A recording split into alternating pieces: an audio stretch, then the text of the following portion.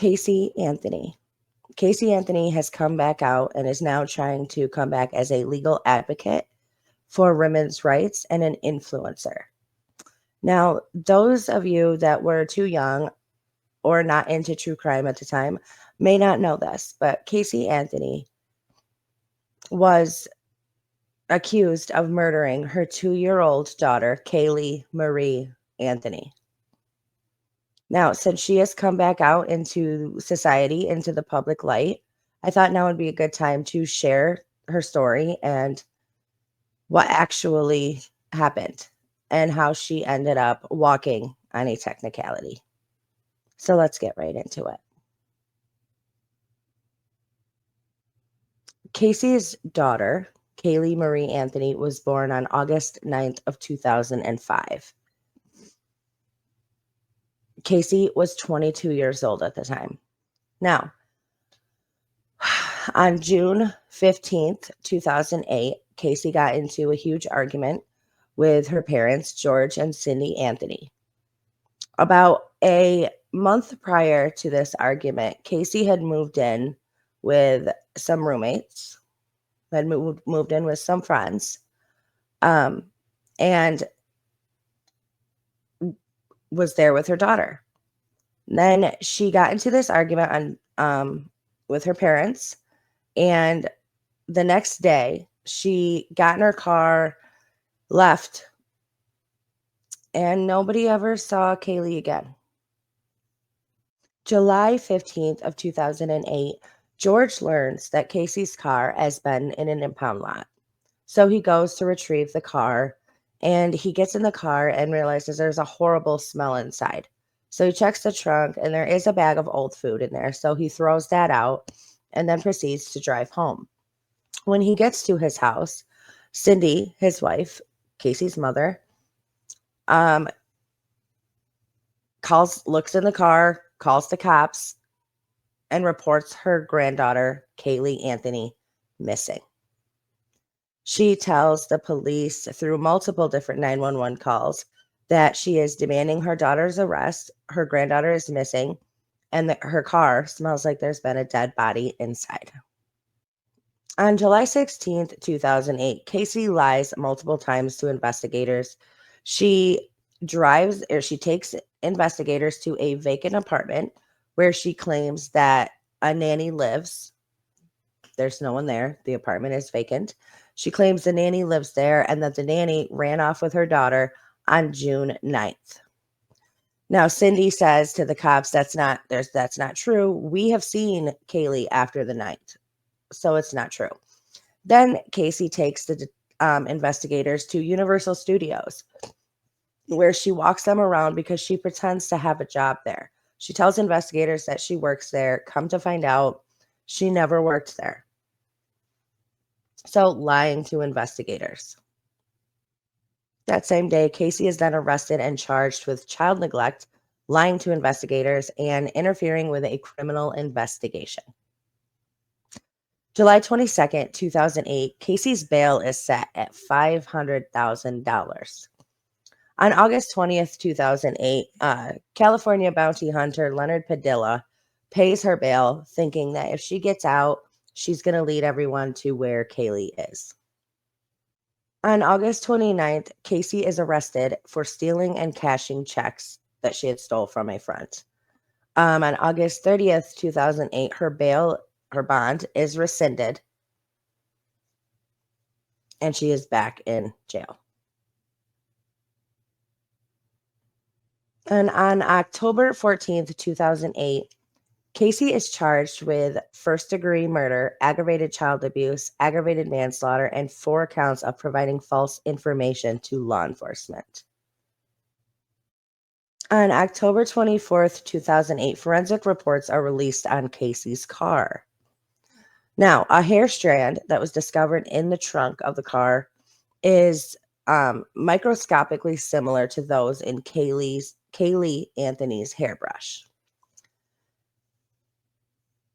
and showed characteristics of apparent decomposition. An air sample was also taken from the trunk that showed compounds consistent with human decomp. Not looking good for Casey. It takes a turn when on December 11th, 2008, skeletal remains of a young girl are discovered. The bones were found in a garbage bag in a wooded area less than half a mile from the Anthony home. December 20th, 2008, the remains are confirmed to be that of 2-year-old Caylee Marie Anthony. The skull was found with duct tape around the mouth, nose, and jaw. Now, because of the advanced decomp, they couldn't pinpoint the exact cause or date of death. However, it was ruled a homicide of undetermined means. On April 13th, 2009, and prosecutors announced that they are seeking the death penalty for Casey. 2 years later, on May 24th, 2011, the trial begins, and Casey's team immediately comes out and drops a few bombshells. First, they say that George is the one who concealed Caylee's death. They say that she drowned in the family pool and that George, Casey's father, covered up the accidental death. And then they drop that George actually molested Casey when she was a little girl. George denied all claims. And it is now um, he had taken a lie detector test and he passed. June 6th, 2011, a forensic expert takes the stand and testifies that a shockingly high amount of chloroform was detected in the trunk of Casey's car. However, the very next day, an FBI scientist takes the stand and says that the chloroform levels are comparable to those of household cleaners. So again, on June 8th, 2011, a software designer testifies that someone had searched for chloroform 84 times. There were also searches for head injuries, ruptured spleen, chest trauma, and internal bleeding on the Anthony's home computer in March of 2008, all during the working hours of Cindy and George Anthony. Here's where things get pretty messed up for Caylee. On June 23rd, 2011, Cindy, Casey's mother, takes the stand.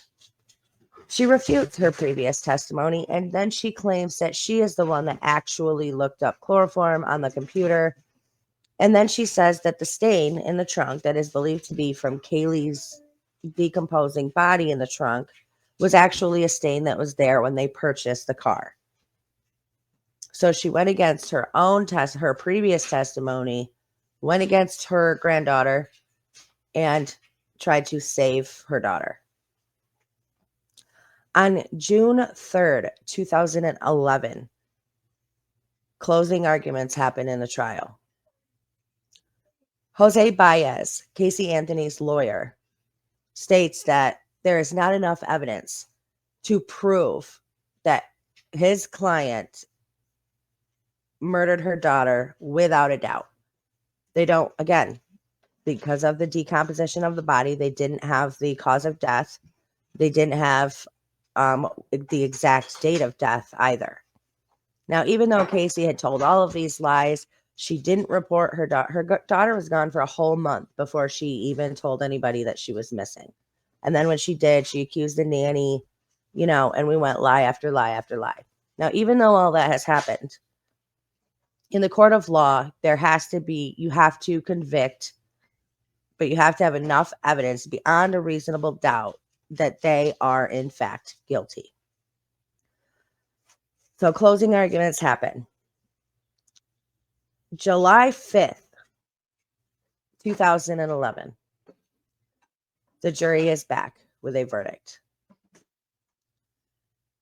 People all over the world were tuned in for this verdict because everybody was 100% convinced that Casey Anthony had killed her daughter.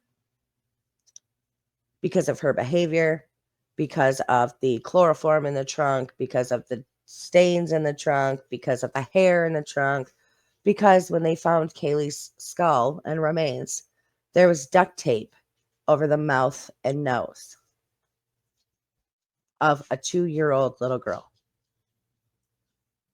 After 6 weeks of testimony and 400 pieces of evidence and over 12 hours of deliberation, the jury is back. The jury finds Casey Anthony not guilty. I think the world fell silent right in that moment. No one could believe it. No one could believe it. Casey Anthony just got away with murder, was the outlook on the world. July 17th, 2011, Casey Anthony walks free. Caylee Marie Anthony's life was cut short. The person accused of taking her life just walked out a free woman. Protesters erupted. People were so upset, so angry. I mean, Casey had to go into hiding because people were so upset with what had just happened. People could not believe that she just got away with murder, allegedly.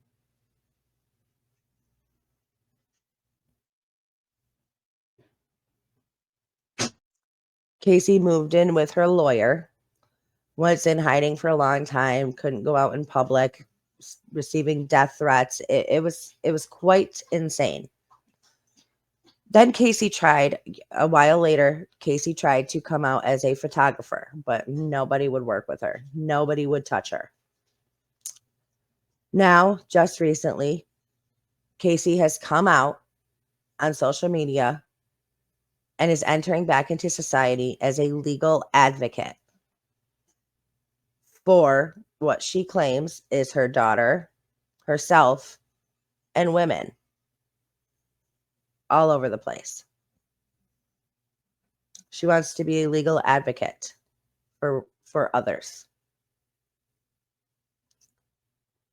Society does not want to welcome her back in. Society wants nothing to do with her. She should not, in the eyes of society, she should not be able to come out as an influencer when she walked on a technicality. Well, I would love to hear your thoughts down in the comment section below. I love you guys. Stay strong, stay healthy, stay safe. Keep asking those hard questions. Keep spreading that light, and I'll see you all next time.